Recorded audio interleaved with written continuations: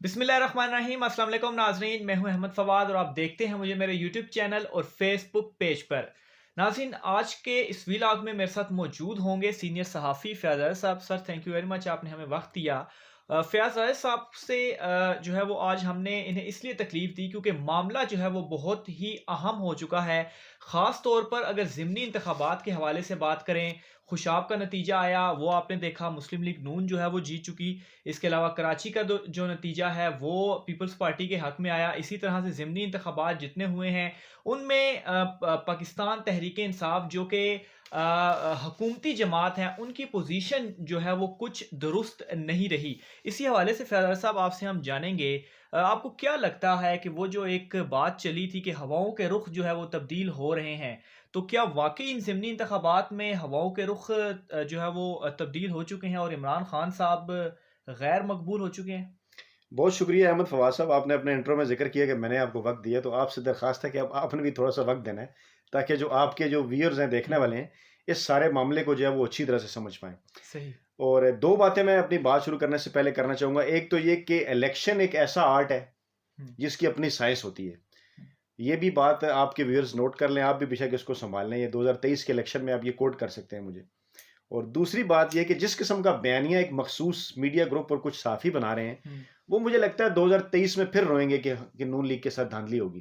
क्योंकि वो जिस अच्छा। बयानिए के ऊपर खेल रहे हैं कि जी नून लीग तो बड़ी मकबूल है, तो वो फिर रोएँगे एक मर्तबा जी कि ये क्या, हम तो बड़े मकबूल थे, इलेक्शन जीत रहे थे, 2023 का कैसे हार ले?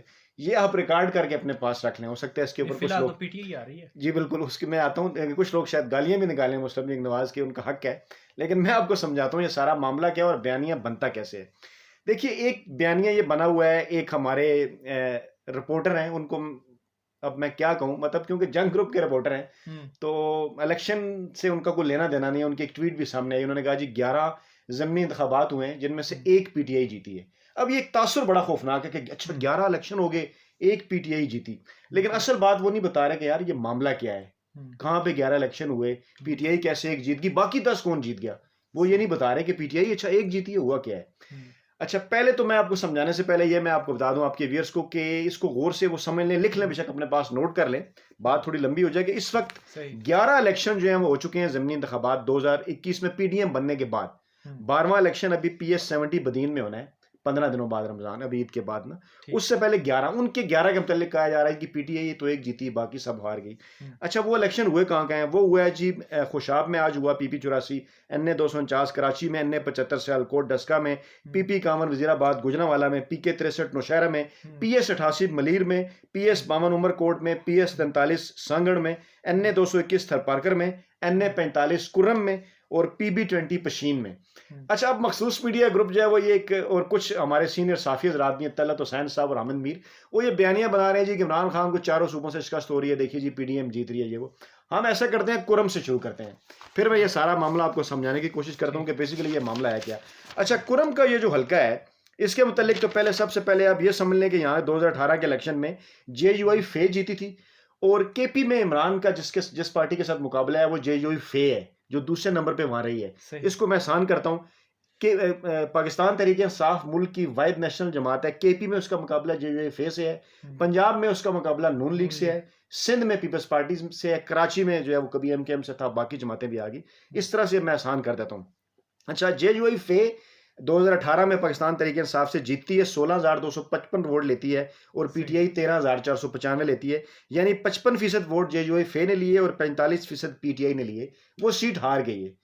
ज़िमनी इलेक्शन वहाँ पे होता है 2021 में, वहाँ से पीटीआई वो सीट जीत जाती है। हुँ, इसके बावजूद कि वहाँ पे 2018 में जेयूएफए की हिमायत पीपल्स पार्टी, नून लीग या बाकी सब जमातों ने नहीं की, वो सब अलग-अलग खड़ी थी। सही। इस वक़्त वो सब मिलकर तहरीक-ए-इंसाफ के मुकाबले में आते हैं और फिर भी तहरीक-ए-इंसाफ उनके मुकाबले में जो है वो तकरीबन 53% वोट लेती है, उनके पहले 45% वोट थे और ये नशिस्त भी जीत जाती है। यानी अब सही। पीटीआई 16,313 लेती है और जेयूआई, फे और पूरी पीडीएम मिला के। मिला के 14,342 यानी 47%। सही। यानी केपी में तो आप ये देख लें कि इमरान खान का गढ़ है वो, जो मैं ग आगे आने वाले इलेक्शन की ये मैं बारी-बारी सही। बताता हूँ। ये कोई नहीं बता रहा कि कुरम की सीट वो उनके पास पहले नहीं थी, वो ठीक जीत है। गए। अब इसका कंपैरिजन कराची के साथ करते हैं, जिसके ऊपर लोग ज्यादा तराज उठाते हैं, ताकि ये समझ भी आ जाए। कराची में इलेक्शन होता है, उसकी बेशुमार वजूहत हैं, पीटीआई की गलती भी है, टर्नआउट भी कम था, लोग भी बाहर नहीं निकाल सके, लेकिन हम मान लें कि वो ठीक है, इलेक्शन हार गए। लेकिन ये 2 कौमी असम्बली की नशिस्तें थी, एक पीटीआई ने नहीं जीती थी, वो जीत गई, दूसरी वो जीती थी, वो हार गई। आखिरी टोटल में नेशनल असम्बली पे कोई फर्क नहीं पड़ा, यानी पीटीआई की उतनी सीटें हैं, उनके मुखालफिन की भी उतनी ही सीटें हैं। बाकी जो नेशनल असम्बली की सीट थरपारकर की है, वो पीपल्स पार्टी पहले जीती थी, अब दोबारा जीत गई। सिंध में बहरहाल पीटीआई का वोट बैंक कम हुआ है, उसकी तरफ मैं आता हूँ। ये सारा मामला हो गया। अब एक नशिस्त वापस केपी पे जाए, नौशहरा की, जिसके मुतालिक ज्यादा शोर है जी, पीटीआई की अपनी सीट थी, वो हार गई। अच्छा, अब उसके मामले, उसकी भी डिटेल सुन लें कि पीटीआई ने 2018 में यहाँ पर जब वो इलेक्शन जीती थी, तो उस वक्त जो उसके टोटल वोट थे वो 42% थे, और उसके मुखालिफ जमातों के 58%। यानी केपी में खासी जमातें हैं, एएनपी है, पीपल्स पार्टी है, नून लीग है, सब वहां पे वोट लेते हैं, पीटीआई है, वो सब अलग-अलग इलेक्शन लड़ रहे थे। पीटीआई ने 42% वोट लिए, उनका वोट डिवाइड हुआ, पीटीआई जो है वो जीत गई। और यहाँ के अदाद शुमार भी जो है वो बड़े दिलचस्प है। पीटीआई ने 24,832 वोट लिया था, और उनके मुखालफिन ने 34,340, यानी वोट उनका ज्यादा था, लेकिन डिवाइड हुआ, पीटीआई का कम था, लेकिन अकेले तौर पे वो ज्यादा थे, 42% लेके जीत गए। अब 2021 में इलेक्शन होता है, वो तमाम पीडीएम की जमातें इकट्ठी थी। तरीके इंसाफ में इख्तलाफ था, परवेज खटक और परवेज खटक के भाई मुखालफत कर रहे थे, ओपन मुखालफत हुई। इसके बावजूद वो जो हारे 4,000 के करीब वोटों से, यानी 55% जो है वो पूरी पीडीएम ने वोट लिया, 45% पीटीआई ने, जबकि पहले इन्होंने 42% लिया था और उन्होंने 58, यानी सीट हारने के बावजूद 3% वोट जो है वो पीटीआई का बढ़ गया, और उनके मुखालफिन का इकट्ठे होने के बावजूद कम हो गया। और अगले इलेक्शन में ये इकट्ठे नहीं होंगे, यानी फिर पीटीआई के लिए एक ओपन स्पेस होगी। यानी केपीके में तो आज मेरे से ठप्पा लगवा लें, अगले इलेक्शन क्या वो तो अभी लड़ रहे हैं। हाँ, वो बिल्कुल, मतलब आप देखें उनके दरमियान जो लड़ाई शुरू होगी। अच्छा, ये मामला हो गया केपी का। अब इसको समझ लें कि केपी को तो लाख कर देंगे, वो तो इमरान खान के 2023 के इलेक्शन में सारी चीजें बता रही हैं जी, बिल्कुल 23 में खान साहब का, इसको नोट कर लें। अब आ जाए पंजाब की तरफ। अच्छा, पंजाब के अंदर जो हल्के जी, गेम चेंजर, पंजाब में मुस्लिम लीग नवाज और पीपल्स पार्टी का जो है वो मुकाबला है। 3 इसके हिस्से हैं, पोठोहार है, साउथ पंजाब है, सेंट्रल पंजाब है। अभी इलेक्शन जो है वो सेंट्रल पंजाब में हो रहे हैं, आज वाला छोड़ के थोड़ा सा नॉर्थ पंजाब कह सकते हैं वो शाब, लेकिन सेंट्रल पंजाब के अंदर जो इलेक्शन हुए, कहां कहां हुए, उसकी तफसीलात आपके सामने रखता हूं। वजीराबाद के अंदर इलेक्शन होता है और डस्का के अंदर इलेक्शन होता है। वजीराबाद PP51 वो सीट है जो कि PMLN ने पहले जीती थी, उन्हीं की नशिस्त थी, और वहां 2018 में उन्होंने 59,000 वोट लिए थे और पीटीआई ने 27,000, यानी उन्होंने 68% और पीटीआई ने 32%। अब इलेक्शन होता है, PMLN दोबारा जीत जाती है, ठीक है, जीत गए। PMLN वोट लेती है 53,000, यानी 6,000 वोट कम हुए हैं।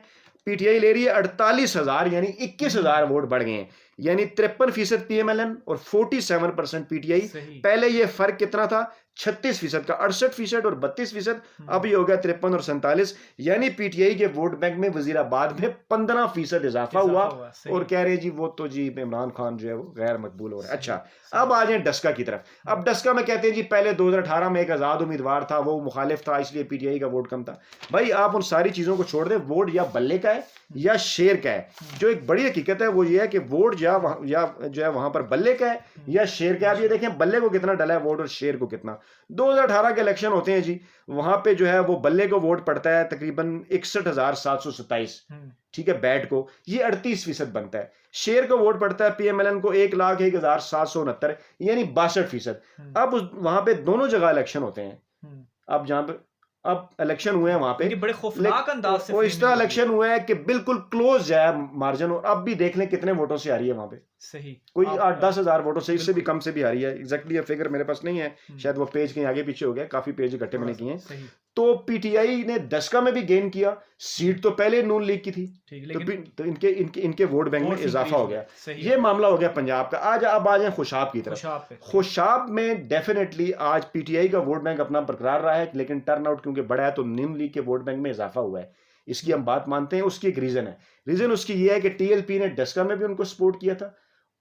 आज अपना उम्मीदवार होने के बावजूद इतलात आई थी कि वहां उन्होंने वोट बेचे हैं, और अभी भी थोड़ी देर पहले क्योंकि धरने चलने और बाकी सारी चीजें गुजरी हैं, तो एक होता है ना रिएक्शन, ठीक है ना, एक होता है लोगों का कि शायद जो वो जो मजहबी तबका है टीएलपी का, शायद वो कुछ इमरान वो कुछ शिफ्ट हुआ, उन्होंने कहा लेकिन वोट्स की तादाद बढ़ी है खुशाब में भी, पीटीआई बिल्कुल पीटीआई के वोट बैंक की तादाद खुशाब में भी बढ़ी है। और उस रेशो को अगर देखें तो वहां पे नून लीग का वोट बैंक भी बढ़ा है, लेकिन उसकी रीजन ये है कि पीटीआई ओपनली जिस बंदे को उन्होंने टिकट दिया उसके बाद उन्होंने उससे टिकट वापस ले लिया, उस धड़े ने ओपनली नून लीग की हिमायत वहां पे की। तो ये चीजें भी आप ध्यान में रखें कि कप्तान जो सियासत कर रहा है वो सियासत है, वो अपनी मकबूलियत देख रहा है इस वक्त कितनी है, दड़ेबंदियों और टिकट के अलावा। जबकि नवाज लीग जो कहते हैं जी हमें शेर के नाम पे या नवाज शरीफ का बयानिया बिकता है, वो मजबूत कैंडिडेट के ऊपर उनका दारोमदार होता है। अगर ना हो तो वो ये क्यों कहें कि 2018 के इलेक्शन में हमारे इतने बंदे तोड़ लिए थे, यानी वो नवाज शरीफ का बयानिया काम नहीं करता। वो ऐसे इलेक्टेबल भी आगे लेके आते हैं हर हल्के के अंदर जिनको वोट ज्यादा पड़े, क्योंकि पंजाब में बरादरियों की सियासत है। जबकि इमरान खान बरादरियों और गलत टिकट देने के बावजूद उसको वोट बैंक में फिर भी इजाफा हो रहा है। ये वो रीजन है, और आगे कुछ और भी नए स्टेप हो सकते हैं 2021 के इलेक्शन में। तो ये पंजाब में भी जहां भी मैंने आपके सामने इलेक्शन रखा, इसमें पाकिस्तान तरीके इंसाफ के वोट बैंक में इजाफा हुआ। अब बाकी दोनों सूबों की तरफ आ जाए, फिर बात कंप्लीट होती है, वीडियो भी थोड़ी लंबी हो रही है। बलोचिस्तान के अंदर जो इंतखाबात होते हैं पशीन के 2018 में जेयूई फे और पीके मैप के दरमियान वहां पे मुकाबला होता है असल, और वहां पीटीआई सिर्फ 625 वोट लेती है।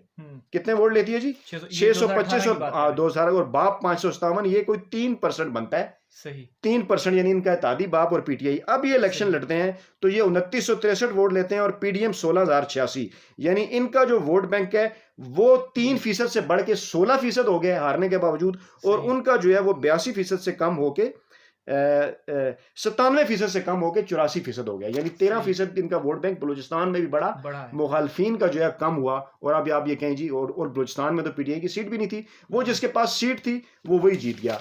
अब सबसे मोस्ट इंटरेस्टिंग जो है वो सिंध का मामला है। सांगड़ हो गया, मलीर हो गया, थरपारकर हो गया, और फिर ये कराची हो गया।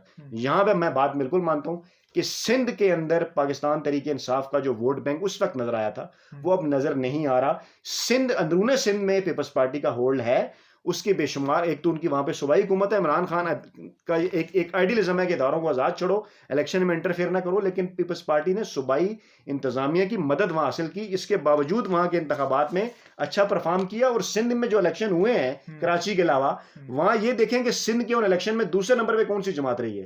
तहरीक इंसाफ। वहां पे तो नून लीग कहीं थी नहीं सिवाय कराची के। तो इसका मतलब है कि पीटीआई सिंध में भी है, वोट बैंक बेशक कम हुआ हो, इनकी गलतियों की वजह से सिंध को इमरान खान ने तवज्जो नहीं दी, कराची भी नहीं गए।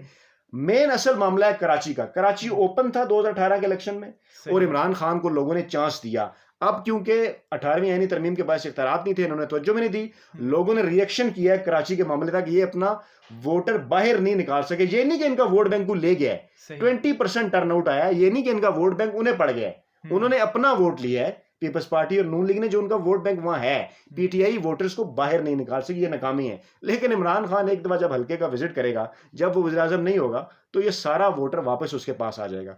तो अब मेरा ख्याल में ये मामला मैं समझाने में कामयाब हो गया हूं कि 11 नशिस्तों पे जो इलेक्शन हुए हैं उनमें से एक नशिस्त सिर्फ ऐसी है जो पीटीआई के हाथ से गई है, खैबर पख्तूनख्वा असेंबली के अंदर, और वहां पे ऑलरेडी उनकी अक्सरियत है। नेशनल असेंबली के अंदर 2 सीटों पे इलेक्शन जहां पे हुए हैं, वहां पे एक केपी में और एक हुआ है जो सिंध के अंदर कराची में। कराची की सीट इनके पास थी, वो वापस चली गई। केपी में इनके पास सीट नहीं थी, वो वापस आ गई इनके पास, यानी एक हारे एक जीते।